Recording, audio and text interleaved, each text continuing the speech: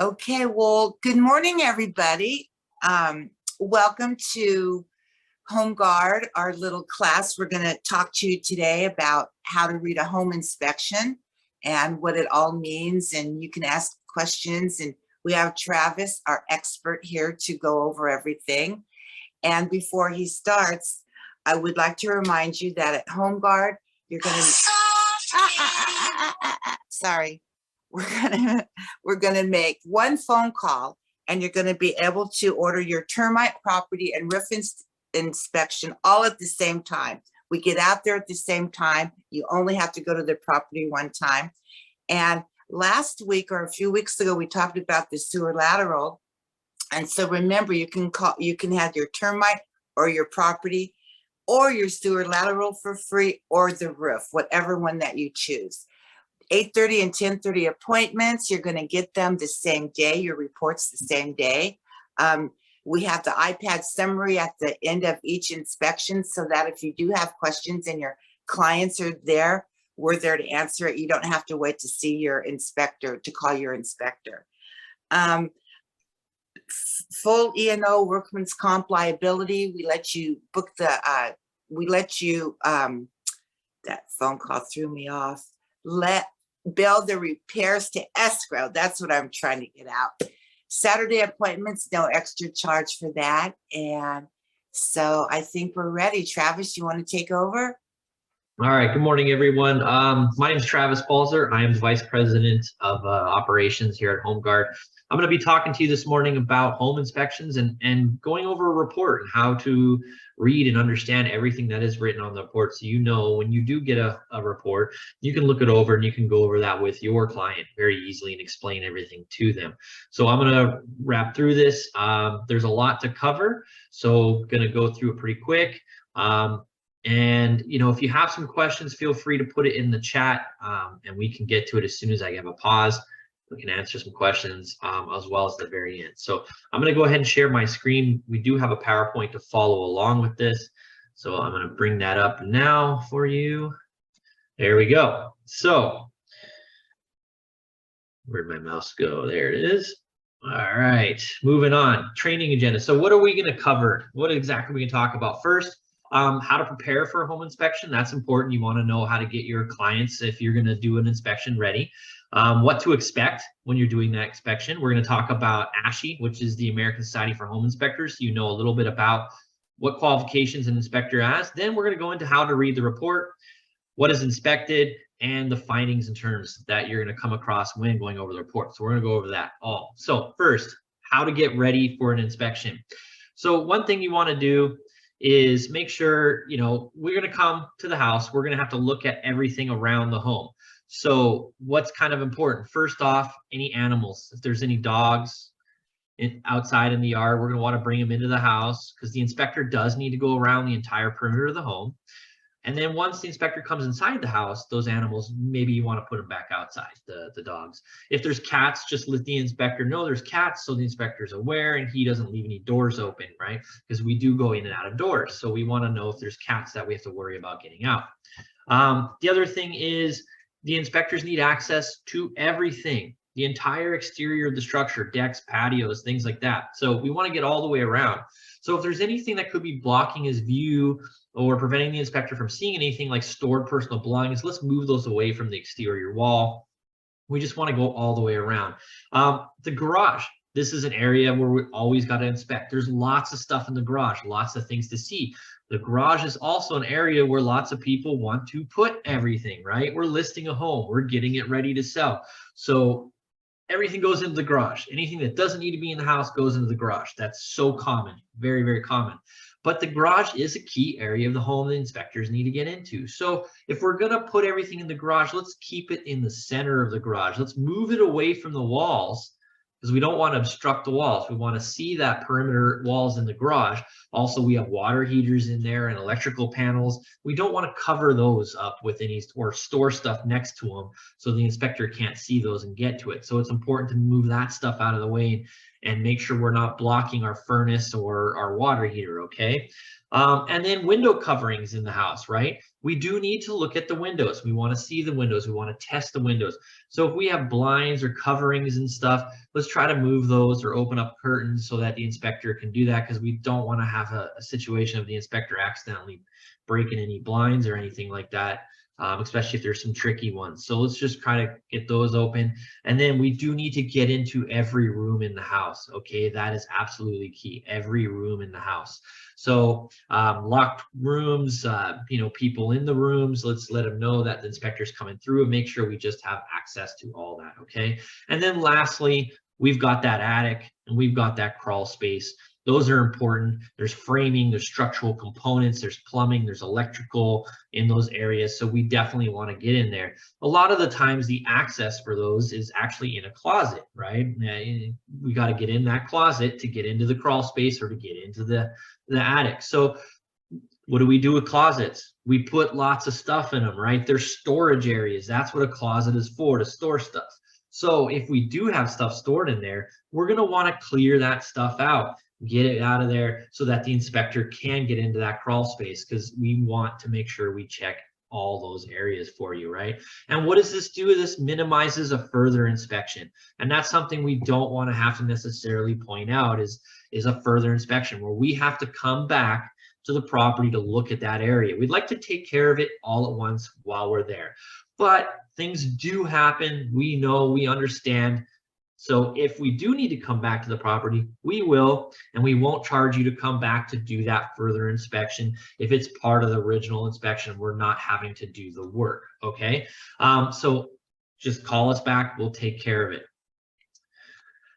So important to remind your clients that now when we're doing a home inspection, we're talking, what is it, right? So we're managing expectations, and that's something that you got to do with your client, is manage their expectations so they know what a home inspection is and they don't have some idea of what a home inspection not is, right? So we want to kind of let them know what it is. So I'm going to tell you exactly what a home inspection is. It is an objective visual examination, right? Keep that in mind. It's visual. It is what we can see. It's a snapshot of the house at that one point in time that we were there. We're there at 10:30 in the morning on a Monday or whatever. That's exactly what we're going to see. Anything that's going on there. And only if it's visual, if it's visible. If it's in some area like in a wall cavity or it's in an area we cannot see, well, there's no way for us to know. So it is a visual examination, right? And it's, it's something that we're going to look at. If we can get to it, we will, and we will look at it. If it's readily accessible, that's a key word, readily accessible, then we're going to get to it and we're going to inspect it. If it's not, then we won't, right? And now what else do we do? So we look at that stuff, we find defects, we find safety hazards. That's what we're doing. We're looking for defects in materials and systems and safety hazards. We're looking for things that are past or over its lifespan. That's exactly what we're going to do. And then we're going to write that up. We're going to let you know. Now, one thing we always try to do is to tell you to go to the appropriate trade. If we find electrical issues, we find plumbing issues, we're going to let you know what those are. But we're not specialists in those fields. The home inspectors think of them as a general physician. We're generalists. We kind of have a general knowledge of all the major components and systems in the home. You may have some inspectors who in the past were a plumber, or maybe they were an electrician, so they do have more specialized knowledge, but that is not the case with every inspector. So think of us as generalists, right? So what are we going to do? We find something wrong with the water heater. We're going to refer you to the appropriate trade. What is the appropriate trade in that case? The specialist would be the plumber on the water heater. So we're going to write in the report that we found something wrong. This usually indicates there's something that needs to be checked out.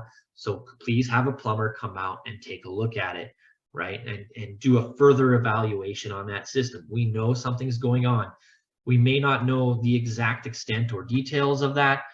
We'll know as much as we can, and we will let you know to contact that plumber, right? Or a structural guy if it's a foundation issue, or an HVAC guy if it's a, it's a heating or a cooling system issue. So we'll let you know that, right? So keep that in mind when you're talking to your clients about us and what we're going to do. We're not specialists. We're just generalists. It's a visual examination, and we're going to examine everything that is readily accessible for us to do at that point in time. And we will recommend further evaluation by the appropriate trades. Those are the key things, right? Okay. So who is a home inspector and who can call themselves a home inspector, and how do we call ourselves, right? What is the training that goes into that? Well, we use an association known as ASHI. Otherwise, and that stands for the American Society for Home Inspectors. It is kind of the golden standard on home inspectors across the nation. They've been around the longest. They're the most respected and most well used and well known of the associations that manage or provide standards of practice for the home inspectors. So every inspector at HomeGuard is a member of this association. We follow all of their rules. So they have rules dictating what it is we inspect and what it is we don't. That's the scope of the inspection and the standards of practice provided by ASHI. So we follow that and we adhere to that. So all of our inspections are based upon that protocol. So if you ever want to know what all those standards are, the complete rundown, you can go to ASHI's website. They have all the standards written there, and you can read in exact detail what it is a home inspector is supposed to inspect and report upon. Okay, there is a lot there, so if you want to know, please go and read it. But all of our guys, every single inspector we have is certified through ASHI, become members and then become certified. So what does it mean to become certified? Well, in order to become certified with that association, you have to do 250 paid for inspections. 250, that's a lot. That's a lot of inspections. So if somebody says, hey, I'm ASHI certified, you know they've done at least 250 inspections already, right? They've also passed a written examination called the National Home Inspectors Exam. This is an independent exam that was written and is used nationwide by home inspectors. Every single state in this country that has any sort of law regarding home inspectors and what they need to do, they all require home inspectors take this test and pass it. Okay. Now, California has no laws. We don't have any law that says you have to pass this test, you have to have this amount of training, you have to do this. There is no laws regarding that. So anybody can call themselves a home inspector. Anybody can roll up to a house and say, hey, I'm a home inspector. I'm going to do a home inspection for you. Pay me the money. I'll do it. And they just do a home inspection, right? You know, but that's the thing about California. So it is important to know what association they're a part of. There are multiple associations out there. So ask them before you use a home inspector, ask, hey, what association are you a member of? Are you certified through that association? That's important. Are they certified? Because you could just pay them the fees and become a member, but you're not necessarily certified. So find out that information. With HomeGuard, you know what you're getting. We're all members of ASHI, okay? We all follow their standards. We've all done the exam, and we've all done 250 inspections, okay? So that's important to know, right? So moving on, now we've talked about how to prepare. We've talked about what to expect. We talked about what are the qualifications. Now let's get into the nitty-gritty of the report here. So let's talk about the report. So when you hire us to come out, whether it's on the seller's end or the buyer, and maybe you want to have a buyer inspection, maybe you're representing a seller, we're going to come out and you're going to get a report that looks just like this once our inspection is done, right? This is the cover page of that report. On it is a picture of the house. We're going to put a picture on there. At the time that we were there, this is what the house looked like, right? It's going to have the name of the inspector in the bottom right. So it's going to have the name. It's going to have the address and then the inspector and then who ordered the inspection. So who ordered it? Was it the agent? Was it the homeowner? That information is there. And then at the very bottom, it's going to have the information about the HomeGuard office, the local office for that house. So if it's in Livermore, we do have an office in Livermore. So that address will be right there. There'll be a phone number and then there will be a report number. So there's contact info and then the report number you can always refer to when you're calling us. If you call us and you have a report, use that number. give the customer care rep the number, they can look up that address. If you don't have a report number, we can always look up by the address too. So either one works, okay? So that's the cover page. Get this nice cover page. From there, we get into a table of contents. It's going to break down all the different sections. And this is important. Please read the entire report. Very, very, very, very important. If there's one thing you can learn from me today, it's that you always read the home inspection report in its entirety. Any report, termite report, home inspection report, roof report, read the whole thing. There's lots of details, lots of information in there. So you want to know all of it. So read everything, please. It will answer a lot of questions for you about the house, okay? So after the table of contents, we're going to get into a general overview of the house. It's going to be a description of the home, right? It's going to let you know what is the house that we're inspecting. Is it a one-story single family dwelling, a two-story, a condo, a townhome, an approximate date of when it was built based off of the information we have from the MLS. And then, you know, it's going to also tell you what the conditions were at the time. We'll let you know, was it raining? Was it dry? Was it icy, snowy? I mean, we shouldn't really have that issue in California, but you never know. We're going to put that information in there so you know what the weather conditions were at the time of the inspections. And then right underneath that, we get into what we call our immediate recommended improvements. We also refer to this as action items. These are items that the inspector saw that were of importance to point out to you. They are important enough to put them front page with a photo, meaning they could be a safety hazard or a severe defect that could lead to safety issues, right? So it'll be there on the front.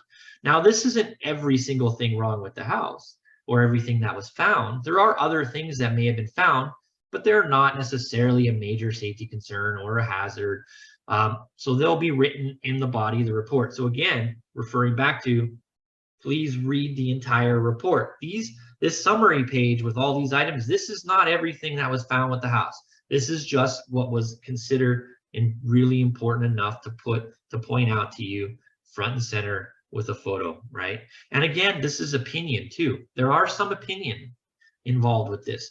In the opinion of the inspector, this is important, right? Every inspector, we do have a standard. That standard lists what we put in there. But again, there is some opinion involved. Some inspectors, based off their background and trade, may think something is more important in their eyes than something else, or maybe another inspector. At Home Guard, we have a standard that we set across for all of our inspectors that if certain things have to be reported as an immediate recommended improvement. So we do maintain a standard across the board there, but other companies might have different opinions on that. So always keep that in mind. Opinions are different from inspector to inspector, okay? Termite reports can be quite a bit different because that is dictated by a state board. It's written law and what must be included in the report. But when it comes to a home inspection, it's kind of a wild, wild west out there here in California. So that's why we always want to follow an association, right? We want to have the standards listed by them. So our immediate recommended improvements are going to be listed in front. So these are the things you really want to pay particular attention to. So to start off, we're gonna go by systems, by areas of the home. That's what the report is broken down by section. The first thing you're going to see is roof. Then you're going to see exterior electrical and so on. We're going to move.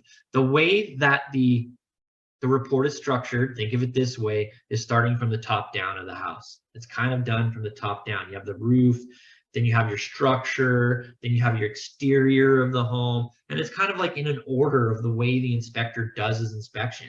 And that's how the report is built, right? And the way it's structured on those systems. So we get into the roof first. That's going to be one of the first things we're going to see.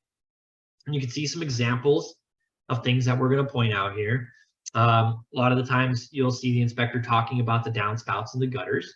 If we do see issues with those, especially if they're leaking, we're going to put that in the front section of the report because a leaking gutter can lead to water damage.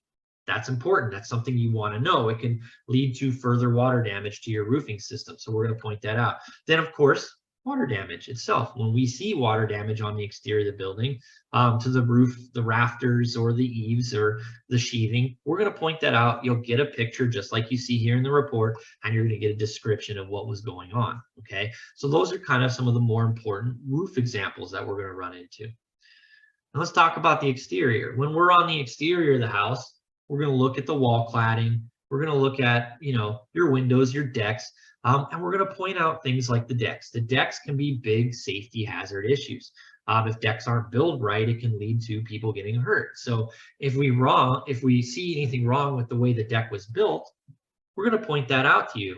Maybe the railings are too wide or too small or too short, or maybe there's water damage to the deck. These types of things are things we're going to point out to you.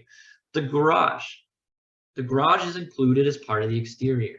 That's something you will always notice. The garage is part of the exterior of the home. It's not considered living space, so we lump it in with there. So anything regarding the garage will be in the exterior portion of our report. Common things we run into is automatic closing doors for our garage. We're supposed to have automatic closing doors to separate the house from the garage. That's for fire protection, for fire barrier, right? So we'll point that out. That's important if that's not there. Any sort of water stains in the garage, that's going to be something we're going to point out and let you know. Maybe they're old, maybe they're new. We don't know. Unfortunately, we can't tell you unless we see actively water leaking there. Then yes, we would know it's an active leak. But if there's no active water, that stain could have been there for 20 years. The inspector may not know. So we'll point it out. Maybe at that point you talk to the homeowner and say, hey, how long have you noticed those stains have been there? Maybe they, had an old roof that was leaking and they've gotten a new roof. So that's information we want to find out. Moving on from there, after our exterior section, we have a little section about the pool. We do have to include a comment in there about the pool if there is a pool present on the property. There was a law that was created in 2018 requiring home inspectors do that in the state of California. This is, funnily enough, one of the only laws pertaining to a home inspector in the state of California. So if we see a pool, we have to report it. We have to put it in there that there is a pool present. And we have to tell and write in the report whether 2 drowning prevention measures are on that report.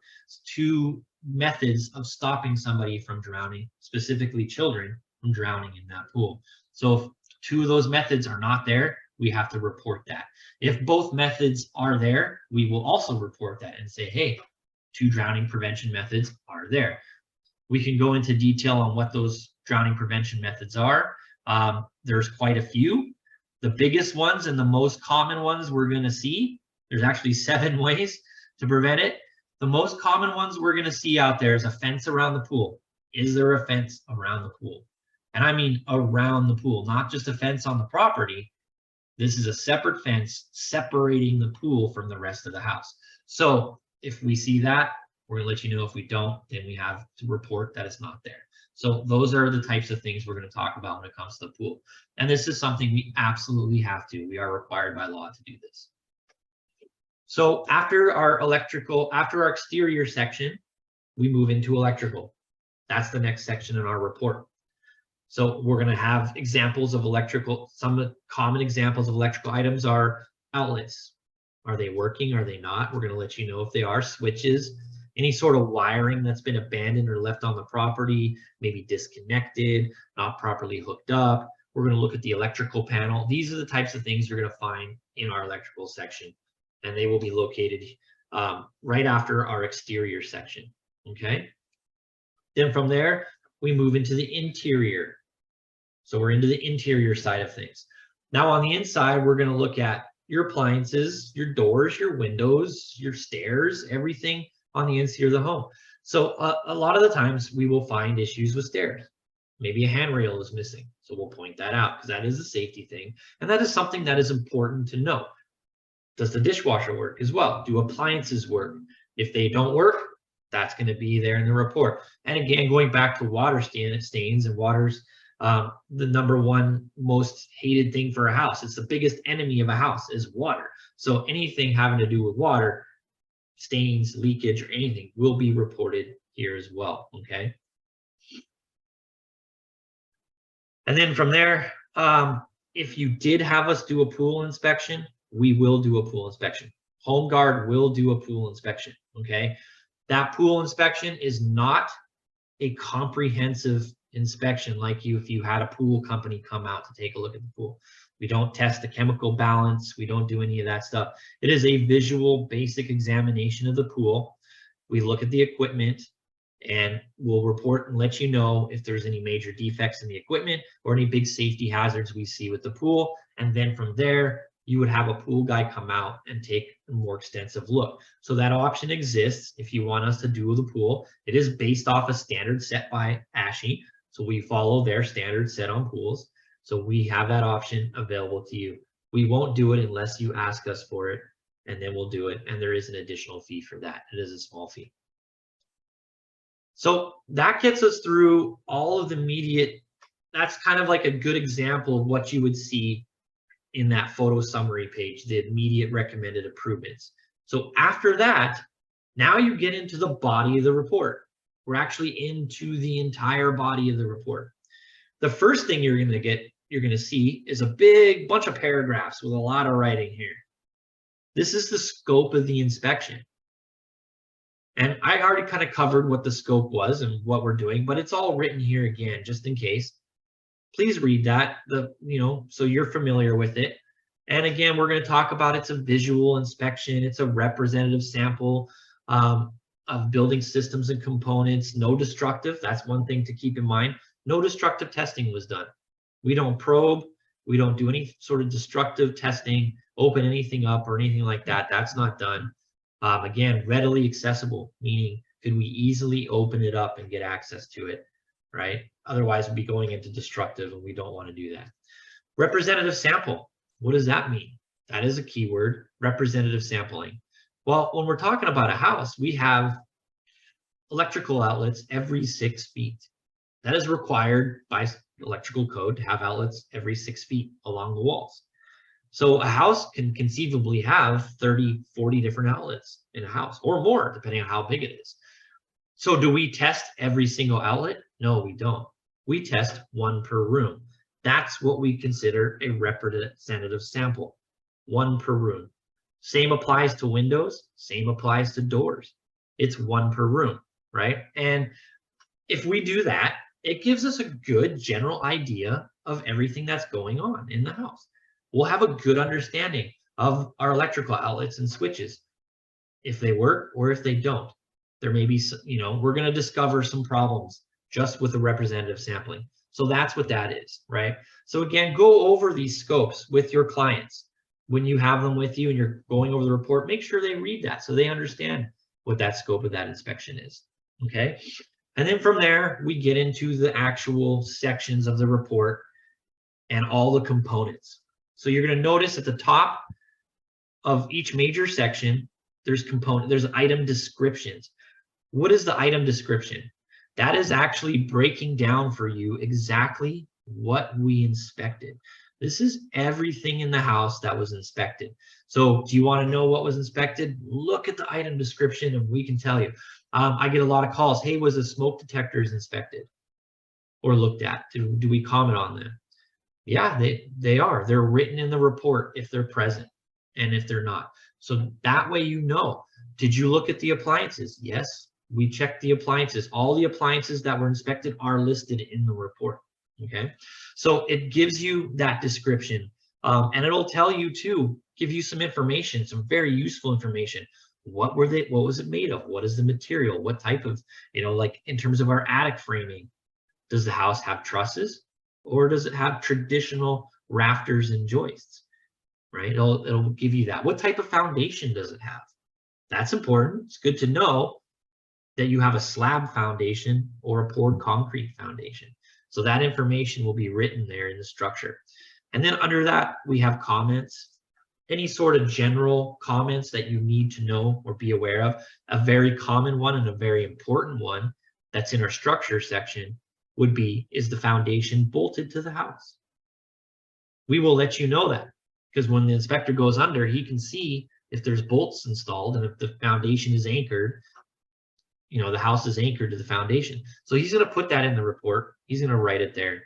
He's going to let you know.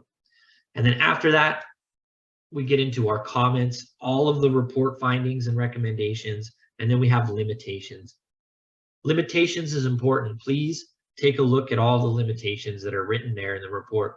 This is informing you of what the inspector could not look at or could not test, what it was he was not able to do. That is all written in the limitations. So that is an important key thing to understand. So some examples of limitations referring to our structure. A good example would be insulation, right? Our attic is filled with insulation. So because of that, we cannot see all of our attic framing. So that is a good limitation. We'll let you know. Now, if we inspected a house that did not have any insulation in it, we can see the framing. So we'll take a look at the framing and we'll let you know if there's any problems there. So always look for those limitations. It's important, right? Moving on from our structure, we're going to get to the roof section. The roof section is important. It's going to list what type of roof you have. Everybody wants to know what type of roof they have. That's good information to have. It'll also let you know how we inspected the roof, because that's key. How did the inspector take a look at the roof? Did he climb up on the roof? Did he use a drone? Because we do use drones to inspect our roofs. Or did he just look at it from the ground because it wasn't safe to get up on the roof? He's going to have that written there. That's important to know, okay? Common issues and things that we find in our roof. Like I said, we're going to have leakages in areas around the downspouts and gutters. That'll be in the report. Another nice thing you're going to notice of our reports is these diagrams. You see that illustration 2D. We have diagrams throughout all of our reports pertaining to things found with the house. And those diagrams are very informative. They can you can learn a lot from reading them. So again, please read the whole report because you can learn so much about what's going on. From our roof, we move into our exterior section. And in the exterior section, we're going to talk about everything on the outside. You know, is there a fence present on the property? Is the property on a hillside or is it a level grade? We're going to let you know that type of information. What was the driveway made out of? What was the walkway made out of? And so on and so forth, all the way down that list, letting you know all the stuff going on the outside, what is made of, what was inspected. What are some examples of things that we see a lot? You know, we're going to talk about trip hazards. That's something we see a lot around the house. Sidewalks are uneven, creating a possible trip hazard. So we're going to point that out. You know, is there problems with your wall cladding? Is there stucco cracks? Is there water damage, wood siding? These are the things that you're going to find out there. We're going to look at your garage door, test your garage door, make sure your garage door is working.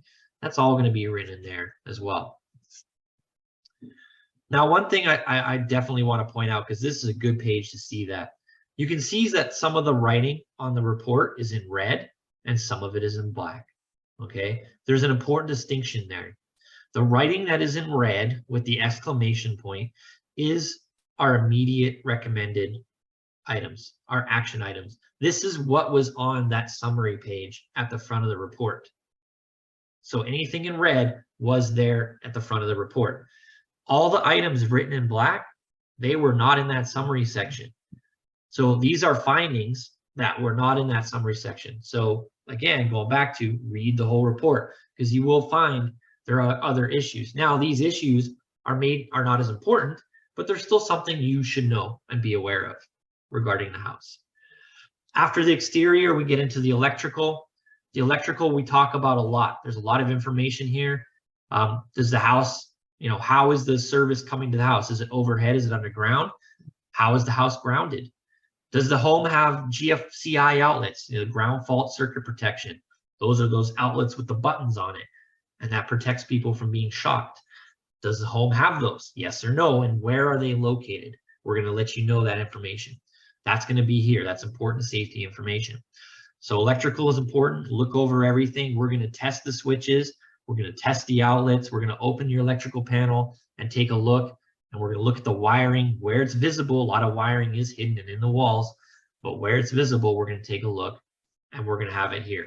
So it's going to be covered there as well. Do you want to know if you have copper wiring or aluminum wiring? Look here. That's important to come find out. And here's actually a really good picture of a GFCI outlet. This is a diagram that you will find in our report explaining what a GFCI outlet is and how it works. So take a look at this information. It's very educational and will teach people what to know. After our electrical system, we will talk about the heater.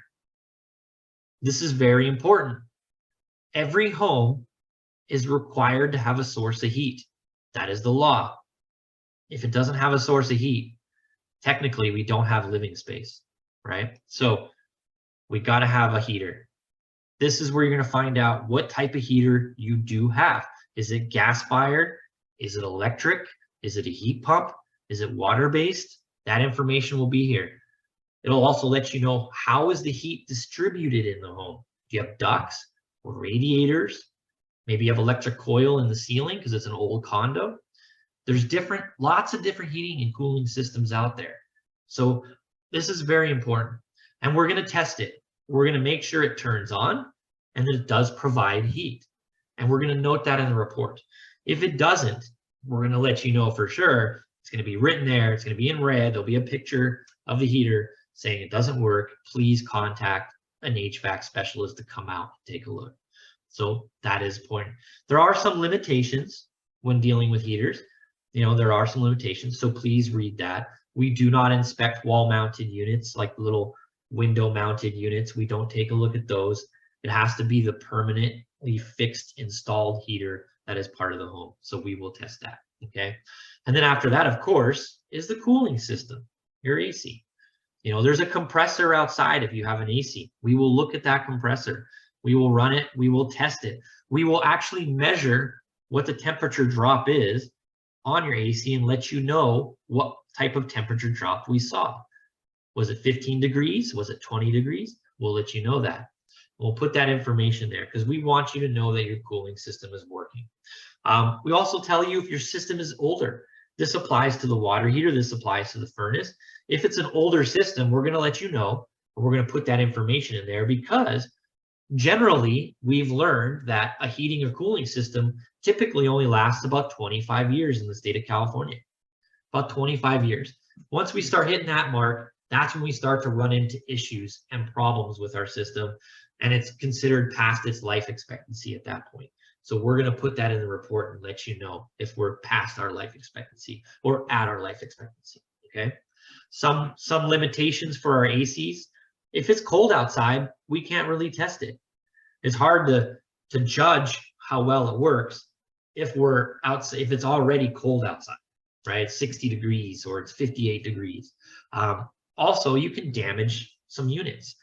You can actually, the older systems, particularly older systems, can be damaged by that. So we don't want to damage those systems. So we're going to go ahead and let you know that we could not test it in the report because it was too cold outside, okay? After our heating and cooling system, we have a small section called insulation ventilation. This is where you're going to find out if your attic is insulated or if the crawl space is insulated. If you want to know that, come to this section. If you want to know anything about the roof ventilation, that'll be listed here, or the crawl space ventilation.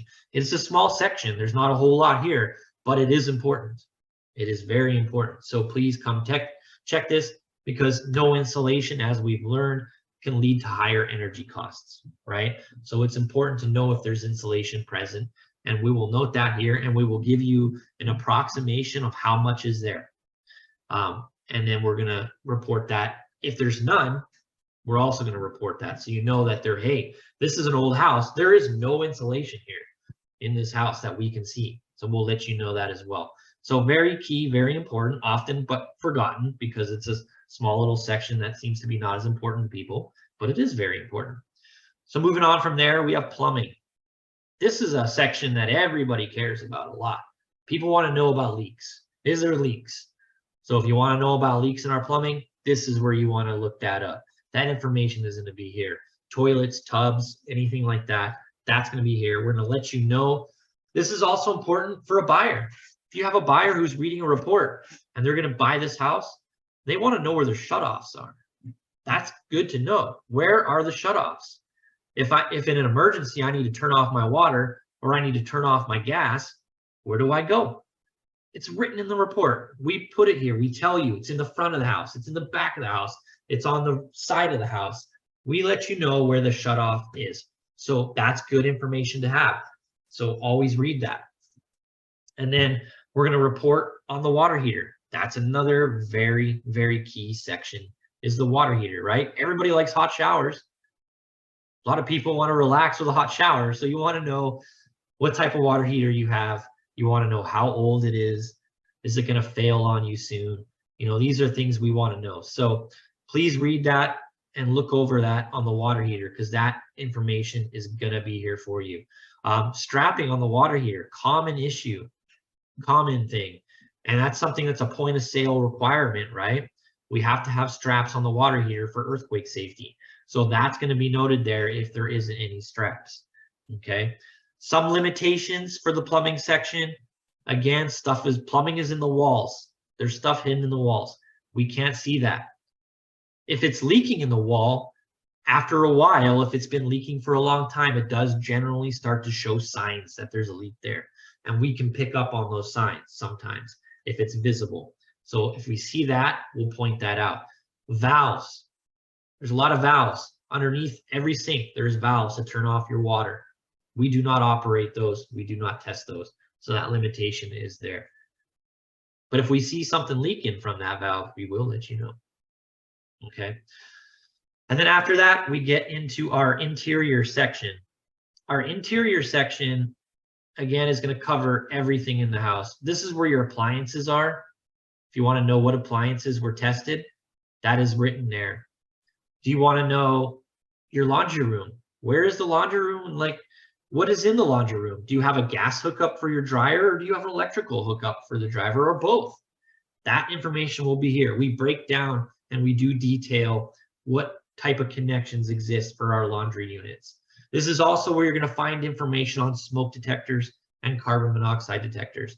That'll be written here. It'll be under our item descriptions in our components at the very bottom. It says other components inspected. It'll say smoke detectors, carbon monoxide detectors. If it's not written there, that means it was not present in the house. It was not there. That means there was no smoke detectors. Okay. And then we're also going to put in some big text there letting you know, hey, there was no smoke detectors. So we do make it very clear if they're there or not in the report. It's very clear. We're also going to talk about, this is like kitchen and bathroom is also located in there. There'll be sections in here for kitchens and bathrooms. If we saw any issues with the tile, maybe the tile on the floor is cracked in the kitchen, that'll be here. Maybe the floor is water damaged in the bathroom next to the tub from repeated use, right? And lack of maintenance. We'll put that in here. There'll also be a section that goes over some general maintenance information for you, as well as our limitations. So a lot of good information there. And then if you did get a pool inspection from us after our interior, here will be your pool inspection with all the information regarding your pool. And we do detail out all the pool equipment that was there. How is the pool built? What is the surface? All that information is there. And then we'll let you know what we found about the pool, okay? And then pictures. Everybody likes pictures. You want to see the pictures of what was found. So after all of our sections is our photo summary page.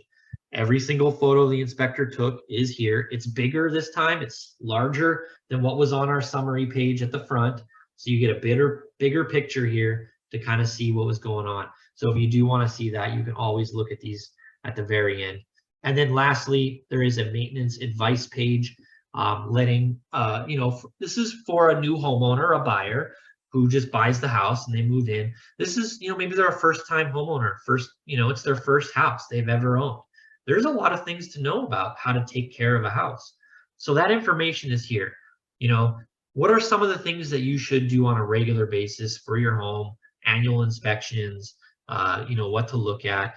Where's your hookups? Where's your disconnects? These types of things. So there is information there. So if you are representing a buyer, please go over that section with them so they are familiar with these things. That is kind of important for them, especially if they've never lived in a house before. Maybe they're coming from apartments or condos. This is some new stuff. Please go over that with them. So a quick recap. on our home inspection, remember to help prepare your clients for their home inspection, right? Get them ready for it. Make sure they know to clear stuff out of the garage, that the crawl space is accessible, that the attic is accessible. These are the types of things we want to make sure, prepare them for it. And let them know what a home inspection is. It is an objective visual examination of the physical structure and systems of the home, from the roof to the foundation. It is a visual inspection only, not a code compliancy inspection. We're not building inspectors. It's for health and safety and functionality of the home, okay? Home inspectors are not licensed in the state of California. Remember that. Always check to see what their certification is, through what association. Any company you use, ask for that. They should be able to provide that to you. And then you can look it up. If it's an association you've never heard of before, Google it. There's really only 2 or 3 big ones that are used across the board. There's ASHI, then there's one called INTERNACHI, it's the International Association of Home Inspectors, and then there is CREA, the California Association of Home Inspectors. Those are the 3 big ones here, okay? If they're not part of those 3 big ones, I would be skeptical. I would be skeptical, and I may not want to use them. After that, please read the entire report, everything. All the information is important. Remember, item descriptions. That is a list of what was inspected and what the inspector looked at. That's what our item descriptions are. If you want to know what was inspected, it is listed there. Immediate improvements. That's what was at the front summary page. This is the stuff that, in the opinion of the inspector, was important for you to know. Then our limitations, what was not inspected, what we could not test, that is also there. So that is key. That is important for you to read as well. Now, our home inspection includes the structure, the roof, the exterior, the electrical, the heating, cooling systems, insulation, ventilation, interior, and plumbing. That's what our inspection includes. Does it include landscaping? No, I don't care about the flower bed. We don't care about that. Doesn't include that, okay? It doesn't include the pool unless you ask us to, okay? Detached structures. Oh, sorry. We have a question. How long does a property inspection take about? In general, an hour and a half. Thanks. That is, most homes, it's an hour and a half. A condo or a townhome could be about an hour. Okay, thank you. Unless it's really large. We start getting into bigger things, the time goes up from there. That's covering your standard 3-bedroom, 2-bath house. Okay, going up from there. Are there any more questions out there? I'm trying to read the chat, and those were the only few questions. That's it. All right, sharing. Yeah, unless they can jump on. I There's think a question about having a similar seminar on the termite inspection. I mean, yeah, we can definitely do that, and that's something we've done many, many times. So that would be. I'll get a hold of Kim and Abigail, and we'll book that. We can definitely work on that. And there is a lot. Yes. Okay. There's another question about cost estimates and fixing and replacements. So on a home inspection in the state of California, it's a really good question. We can't actually provide you any sort of prices or estimates. That is violates the Business Code and Professions Act. Okay. Because home inspectors are not licensed in the state of California, there's no licensing. They're not allowed to provide you prices or do work off of the inspections for up to 1 year. So if a house is inspected by the home inspector, he cannot do any work on that house. So if you have a home inspector that you hire, let's hire some guy, you find his business, he comes out, he does his home inspection, he says, hey, I'm a general contractor. I could do your bathroom for you or fix that water heater. No, he cannot. That is against the law here in the state of California because we do not license. There's no licensing provided by the state. The termite inspectors, yes, we can provide a bid, we can provide a price because we're licensed through the state of California.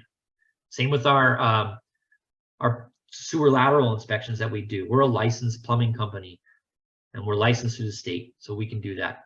But we cannot do on the home inspection. No company can. If any company tells you they can, they are wrong. That is not possible here. Okay, not on the home inspection. So there you go. Do you do mobile home inspections? Yes, we do. Manufactured homes, mobile homes are inspections we can do. There is additional information that we do provide when doing a mobile home inspection, because there is some additional stuff we have to tell you about that property or about that home, because it is not your standard type of house. So that information will be included. It will have its own section with that specific information, and that is stuff that we're required to talk about from HUD, the Housing and Urban Development Department. So in federal, that's a federal thing. So we do have to put that information in there. What other, any other questions? Nope, I don't see any other questions here. Any other questions? I know we went over a lot. I tried to go quick here so I don't take up too much of your time.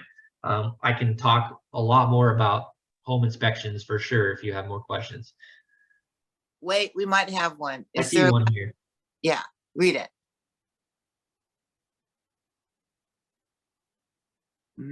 That's a good question. So yes, when you get the report, you're going to have all these items in there. I would suggest, especially if there's an important item, take that report to a plumber. Let's say it's the water heater. There's issues. You're going to have to get the water heater replaced or fixed. Take that report to a plumber, have the plumber look at the report. He could probably give you an idea. He's going to give you that idea. Same with electrical items. Take the report to the electrician and show him. Your contractor, if you have a contractor you use to do your fixing and your repairs of stuff, take it to him and have him look over the price. They should be able to give you a ballpark on that or give you a basic idea. And I mean, that's the whole point of the home inspection. That really is what we're trying to do. We want to let you know that this stuff is there, and then to take that information and go to that specific tradesman to find out what it's going to take to fix it. A lot of our home inspectors are very knowledgeable, and they do, they can give you a basic idea of what needs to be fixed and what needs to be done to correct that information, but they definitely don't know current pricing in the industry, because pricing definitely changes and fluctuates. Hi guys, Yeah, that's a good question. We will definitely discuss what we found with the buyer or the seller if they are there at the inspection, and that's important. When you're there at the inspection, we go over it with you. We do an iPad summary and we point out and tell you what it was that we found. All the pictures that you see in the report, they will go over in person with your client if they're there. If they're not there, they can't be there, and you want a consultation, feel free to call in. We can set up a consultation where the inspector can go over those findings with your client. If they're not able to be there at the time of the inspection, we can do that. Okay. That is the best. I love that we do that. Yeah, no additional charge for that either. Buyers have questions, they can call us. I know a lot of buyers see our reports, they want to know, they have questions about it. Feel free to have them call us. We will answer those questions. We can set up a consultation on site. I've had plenty of buyers come in and call and say, hey, can you walk me through the house and show me this stuff? Yes, we will walk you through the house and show you that stuff. I can show you where your electrical connections are, where your disconnect for your gas is, turn it off, your shut off. We will do that walkthrough. It's no additional charge. Just call us to schedule that. Amazing. You did so good, Travis. Even I learned, every time I see this, I learn something else. You're welcome. So much. There is a lot to talk about. There is so I know. much. And I encourage you, all of you, talk to your inspectors, be at the inspections if you can. Yes. Because you can learn so much from them. Because ask them questions. They love to answer questions. Man, we're all those types of guys who like to talk about our trade and talk about what it is we're doing, right? So we like to answer questions for you. And we can see about doing a termite version of this for your office as well. Right. I'll get a hold of Kim or Abigail. All right. That's it. Thank you guys so I have much. a question. Oh, sure. So I know you said this is general home inspection and you do not give like a detail of what the extent of a certain damage or the repair required or the coat. But based on your experience, what are some of the top few red flags that we should be aware of? Uh, let's say, for example, somebody saw a crack in the foundation. Now, it could be very subjective, going from vertical to horizontal, from hairline to a deep one. Uh, but just in your opinion, in your experience, when we as agents are looking through the report, what would be some of the top issues where we know, oh no, this is a red flag. I need to really take this seriously. I need to talk to the inspector. I need to do more due diligence on this. Sure. Yeah, that's a great question. It definitely covers a lot. There is, you have a lot of systems that have more cost associated with it, right? That would be, the big idea on a big ticket item, what we call a big ticket item, because it's going to be expensive to fix it, right? So what are those things? Your roof is huge. That's big, right? Because roofs with problems lead to lots of additional damage and issues. So anything with the roof, you want to pay attention to and get that taken care of. Foundations are expensive, very expensive to fix. So yes, that tends to be more of a big ticket item. Now, it is subjective. There are lots of issues that we point out with foundations. That doesn't mean the house is going to fall over or collapse, right? It isn't going to like break, but there is a foundation problem. So it might be a good idea to have a foundation guy come and take a look. Big cracks. When we're talking structural, we're looking for big cracks, horizontal cracks.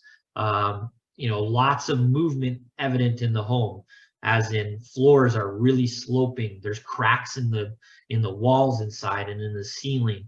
If we start seeing a lot of that, then you got a big time problem with your foundation you want to get looked at. Another thing is your electrical panel. Do you have old wiring or is it newer wiring? If we see Federal Pacific or Zinsco electrical in the house, that is, you're looking at a $5,000 or more cost to replace that system. And no electrician is going to want to work on that. Any electrician who comes out is going to say you need to replace it. They're all going to say that because it's old wiring. Same with knob and tube. If we see the old knob and tube or fuse boxes. So if you see that in an inspection, know that you have some costs going in. You're definitely going to have some costs going in. And that's something to talk about with the buyers, to look at and to budget down the road, right? And keep that in mind with old houses. Keep that in mind with old houses, right? Even if it's been remodeled. That we don't know how extensive that remodel is. Did they replace the wiring? Did they replace the plumbing? Did they put new copper piping, new plastic drains? Is it new panel? New roof? Those are the things, because then you get warranties you want to look for. So I always want to pay particular attention to old plumbing, old electrical, the roof, and the foundation. And then California too, your heating and cooling system. It's expensive to redo a heating and cooling system. And if it's an old system and it's the old original ducts that were installed in the 60s and 70s, well, guess what? You're going to need a whole new duct system installed in order to go along with the new system. So pay attention to old HVAC systems. That's expensive to get redone. So that's a big ticket item in my opinion. Does that help? Absolutely. This was very informational. Thank you.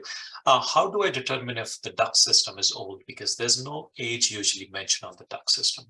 Right. So if you have, you can look at the furnace. Is it an old furnace that's 25, 30 years old? And we point out in the report that it's an old system. Chances are it's old ducts. Those ducts were installed at the time that the furnace was put in. So the ducts just go along with that. So they're likely old. If we say there's that old system is there, then there's a good chance you're gonna have to put new ducts in. Because most new systems these days require much bigger ducts for energy efficiency, larger ducts and insulated ducts too. Ducts have to be insulated and protected so we're not losing energy, because California has a lot of energy codes there nowadays, and trying to make things more efficient so we're not having to use as much electricity to heat or cool our house. Got it. Thank you so much. Yeah, you're welcome. You're welcome. Any other questions?